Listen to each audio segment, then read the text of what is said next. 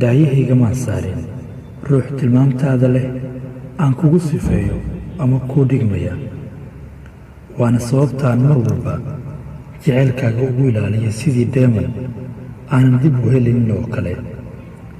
ruux walba waxa uu leeyahay rajo iyo rayo u gaara. haddaan rayo iyo rajo leeyahay, waa adiga noloshiidii. waxaad ii muujisay farxad ka badan farxadda ay wadaagaan lamaanaha koonkan ku nool.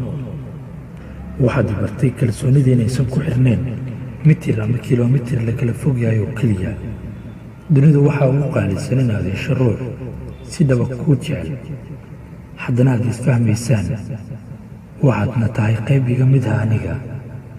hadday lamaane isku farxaan isku qancaan, waxaad tahay ruux aan dunida ugu jeclahay, aanan ku qanacsanahay. hadday jiri lahaayeen dhakhaatiir baarta qalbiyada aadanaha, waxaa ka soo muuqan lahaa qalbigayga jacaylka xaddaafka ah uusan qalbi kale xambaari karin. waan ku jeclahay noloshaydii.